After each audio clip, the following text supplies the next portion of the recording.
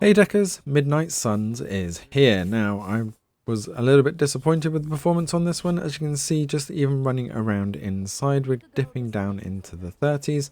DirectX 12 capped at 30 frames per second here, and the default low settings preset overall is the best way to play this, as capping it at 30 frames per second is going to give you the most stable experience. It still gets some dips and you get some hefty loading spikes as well in some of the cutscenes, but don't be fooled by the first section of this game. The tutorial areas holds 60 frames per second pretty solid through the FMV sequences and also through the actual gameplay. However, as soon as that tutorial is over, the FPS plummets down to the 30s and it bounces all over the place on that frame time as well. As you can see here though, on low with that capped 30 frames per second, it does look very good still, and it does hold that 30 frames per second mostly stable. When some of the abilities pop off, it does give a little bit of a dip here and there, but it is playable. Not as solid as I would have hoped, even at 30 frames per second, but still playable. So hopefully with some patches, this will smooth out. And for those of you wondering, you think DirectX 11 surely would be better performance. Unfortunately, that's not the case. So looking at the DirectX 11 version here, even with it capped at 30, you will see that the performance is actually much worse, with huge spikes in those abilities, and even when we're just panning around, dropping into the mid to low 20s.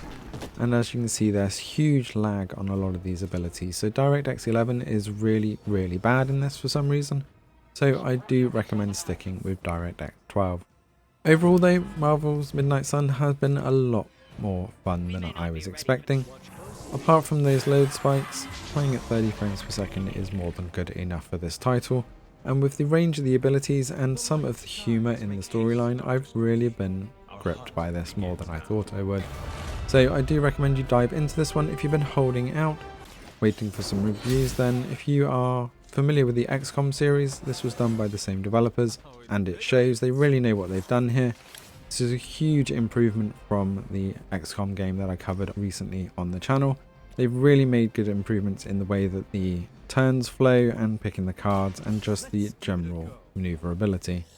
Let us know in the comments below if you're going to be diving into this one, and I'll leave you with a bit more of the gameplay here so you can get a better feel for the gameplay and performance.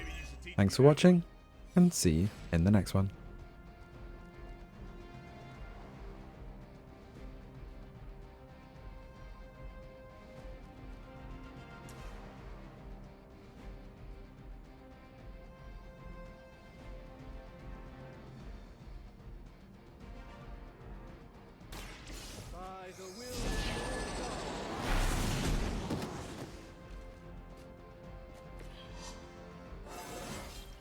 Do I look a bit younger?